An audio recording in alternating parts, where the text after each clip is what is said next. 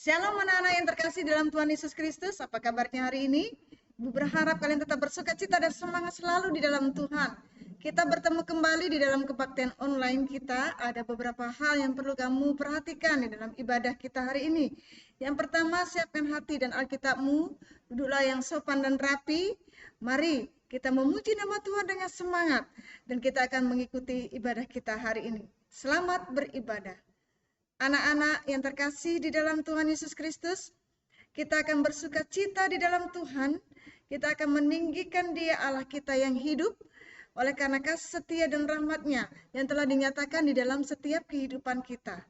Kita akan puji nama Tuhan, kita naikkan pujian. Dia lahir untuk kami, Dia mati untuk kami, Dia bangkit bagi kami semua. Karena Tuhan Yesus bukan hanya lahir, Dia mati, Dia bangkit. Untuk apa? Menyediakan tempat bagi kita yang percaya kepadanya. Kita akan pujikan pujian ini dengan sukacita di hadapan Tuhan. Dia lahir untuk kamu.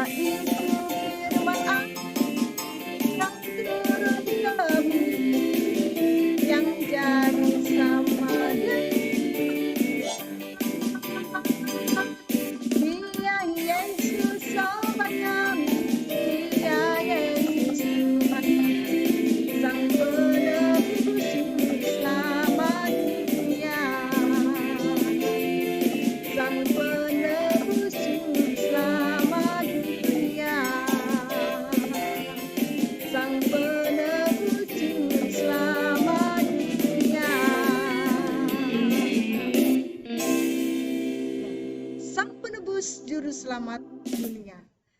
Kita akan mendengarkan kebenaran firman Tuhan pada hari ini.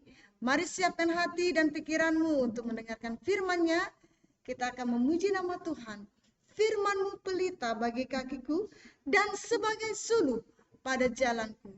Karena di dalam kebenaran firman Tuhan ada terang Tuhan yang senantiasa menuntun langkah hidup kita.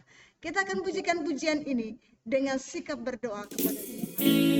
Firman pelita bagi kaki dan suluh pada jalan.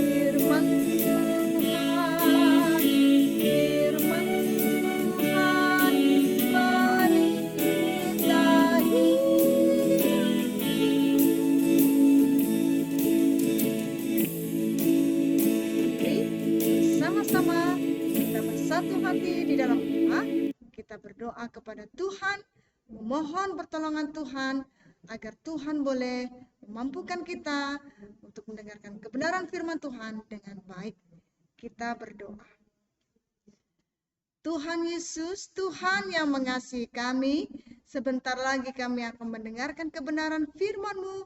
Kami rindu Tuhan boleh mempimpin kami untuk kami dapat dengar-dengaran akan kebenaran firman Tuhan dengan baik. Buka hati, buka pikiran kami untuk kami mendengarkan firman Tuhan dan melakukan firman-Mu.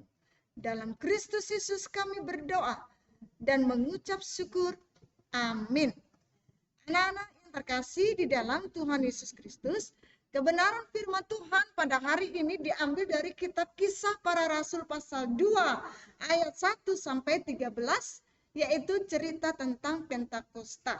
Beberapa hari yang lalu kita bersama-sama di gereja, di sekolah minggu kita boleh merayakan, beribadah bersama-sama untuk memperingati dan mengingat kembali Tuhan Yesus naik ke surga. Untuk apa Tuhan Yesus naik ke surga? Tuhan Yesus naik ke surga untuk menyiapkan tempat bagi kita yang percaya kepadanya. Nah, ketika Tuhan Yesus terangkat dan naik ke surga, Tuhan Yesus menjanjikan akan mengirimkan seorang penolong bagi kita, yaitu Roh Kudus. Roh Kudus inilah yang dimeteraikan di dalam setiap hati orang-orang yang percaya. Nah, waktu itu murid-murid Tuhan Yesus sedang berdoa. 10 hari pada hari Pentakosta, semua murid-murid Tuhan Yesus berkumpul di suatu rumah. Mereka berdoa bersama-sama di tempat itu. Tiba-tiba datanglah bunyi seperti tiupan angin keras dari langit. Nah, murid-murid Tuhan Yesus itu bertanya-tanya, apa yang terjadi? Mereka merasa penasaran ya.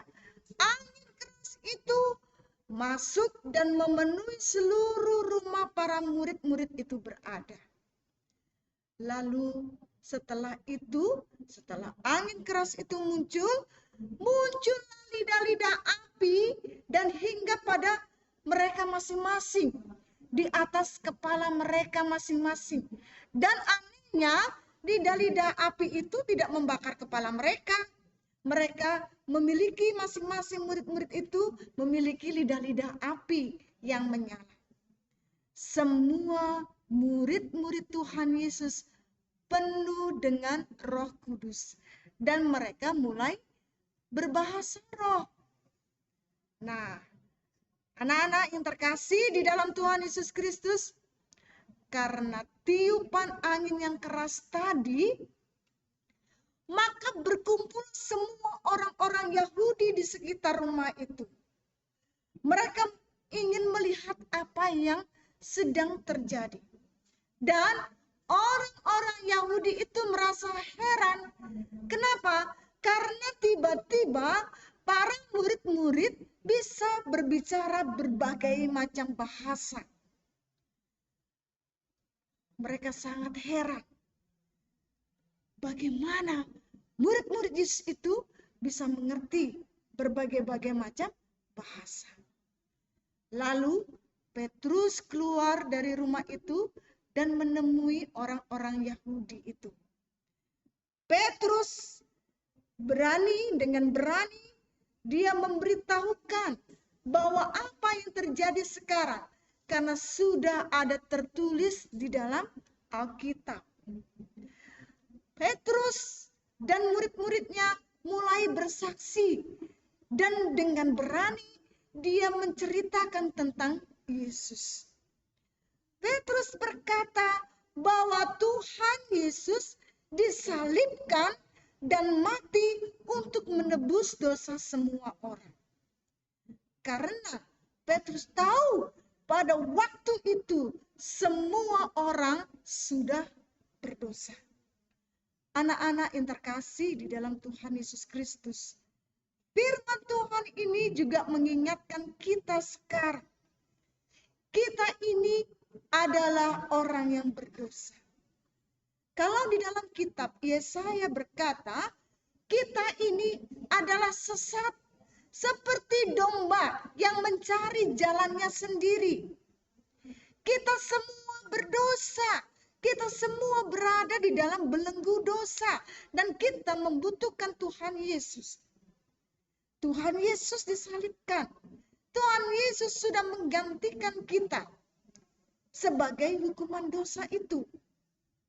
Nah, Petrus berani menyatakan itu. Kita berdosa. Roma 3:23 juga menyatakan hal yang demikian. Semua orang telah berbuat dosa dan telah kehilangan kemuliaan Allah. Ibu berdosa, kamu juga berdosa.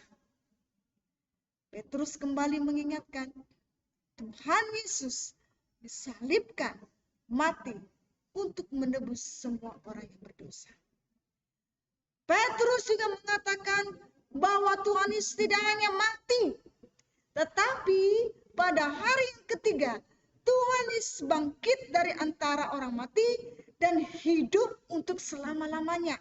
Bukan rohnya, tetapi Yesus betul-betul bangkit dan hidup untuk selama-lamanya.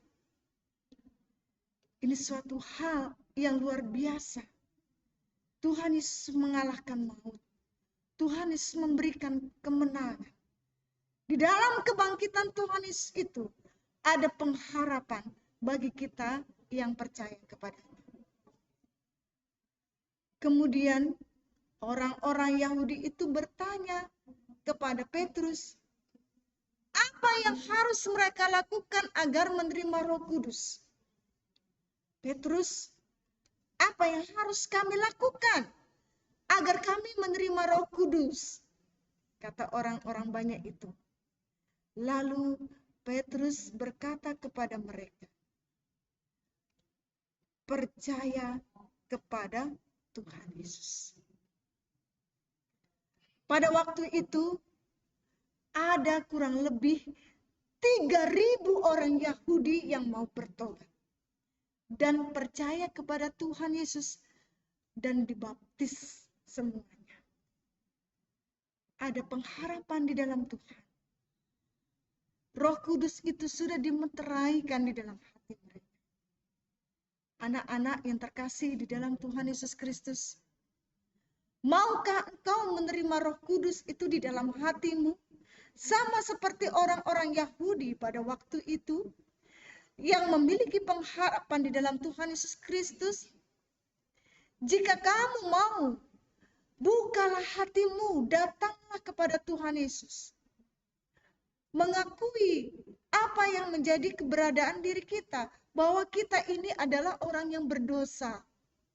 Memohon pengampunan kepada Tuhan, sehingga Tuhan Yesus boleh mengampuni kita dan mengizinkan Dia masuk ke dalam hati kita sebagai Tuhan dan Juru Selamat kita yang hidup.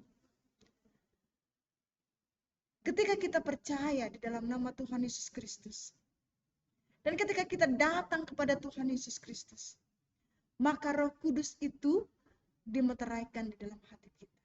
Apa tugas Roh Kudus di dalam kehidupan kita? Dia tinggal di dalam hati kita untuk selama-lamanya. Dia mengajari kita, Dia memberikan kekuatan bagi kita, Dia menuntun setiap hidup kita untuk semakin mengenal Tuhan. Di dalam kitab Yoel 2 ayat 28 berkata kepada kita, Aku akan mencurahkan rohku ke atas semua manusia. Aku besar. Berarti itu siapa? Allah. Aku akan mencurahkan rohku ke atas semua orang. Bagi kita yang percaya kepada Tuhan Yesus, maka Tuhan akan memberikan Roh Kudus tinggal dalam hati kita untuk menyertai kita sampai selama-lamanya. Percayalah kepada Tuhan Yesus, maka Tuhan akan menyelamatkan engkau. Roh Kudus itu akan tinggal di dalam hatimu, menyertai dan memimpinmu senantiasa. Amin. Mari bersama-sama kita bersatu hati di dalam doa, kita berdoa kepada Tuhan. Kembali Tuhan Yesus, kami datang kepadamu, kami mengucap syukur atas kebenaran firman Tuhan yang singkat, yang telah diperdengarkan bagi kami. Kami sadar kami manusia yang berdosa, kami membutuhkan pertolongan Roh Kudus di dalam setiap kehidupan kami. Untuk itu kami mau membuka hati kami, pikiran kami, datang kepada Tuhan. Dan menjadikan Tuhan Yesus sebagai Tuhan dan Juru Selamat kami yang hidup di dalam kehidupan kami. Sehingga Roh Kudus itu dimeteraikan dalam hidup kami. Kami dipimpin, kami dibimbing untuk menjadi anak-anak Tuhan, hidup sesuai dengan kehendak Allah. Terima kasih Tuhan Yesus Kristus. Berkati setiap anak-anak-Mu pada hari ini. Dalam nama Tuhan Yesus Kristus kami berdoa. Amin. Oke anak-anak, tetap bersemangat di dalam Tuhan. Tetap sukacita selalu. Sampai jumpa. Tuhan Yesus memberkati. Shalom.